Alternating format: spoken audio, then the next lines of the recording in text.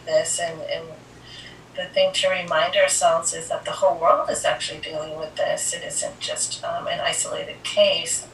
And there really is no predictability with this, except that we know what we need to do up to the current moment in terms of staying safe. So we're following protocols to stay safe, and we're hopeful that the virus contains itself at some level and we can return to some level of normalcy. Mm-hmm. But until we get to that place, we're still trying to live our lives as best as we can and as normally as we can. And actually, it's been disrupted. So when it first initiated, I think in March, especially on our campus, when we had the shutdown, a lot of grief was happening with students, and it isn't necessary that they lost someone physically, but they did lose their normal activity. So we're looking at connection to friends, we're looking at connection to instructors, we're looking at connection to places, and then we're looking at connection to predictability.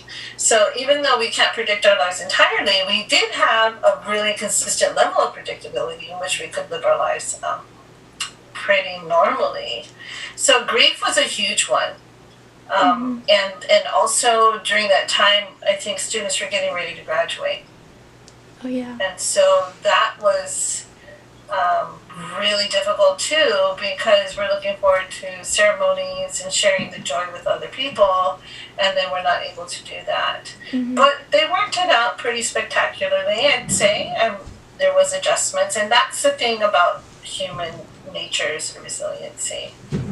But it still caused a lot of emotional distraught. So you asked about anxiety and depression and substance use. Yes, those things started to escalate. The substance use was a form of coping, mm-hmm. and it's still happening today. So there's you can't really see it because we're so isolated, most of us, in terms of, seeing people in masses, that we don't really see the addictions that we used to. It's happening though, but more so in isolated environments. And so that's really scary, because if we're all sort of shut in, or presumably shut in, then we're not going to see the things that we normally see, but we're going to hear about it. And so in my field, we hear about it constantly. Mm-hmm. Yeah, like I've noticed, like it feels like we're like kind of like refrained from doing, like kind of like challenging ourselves. Like I feel like we're like not doing regular things anymore, and like I feel like we had so much more structure before, and now it's just people are just like lost in like their thoughts and stuff, and just yeah,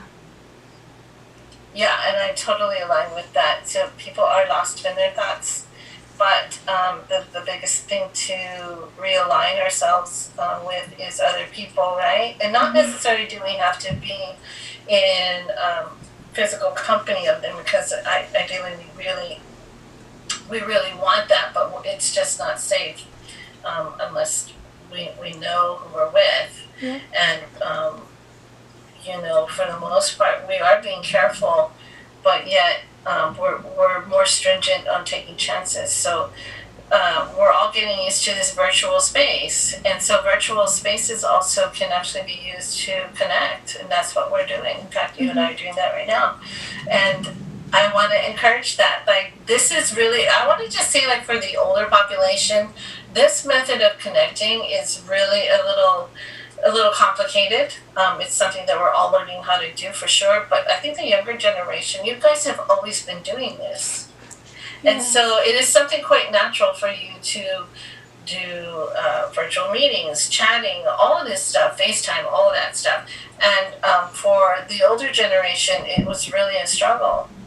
I think we're acclimating because, you know what, we're actually forced to.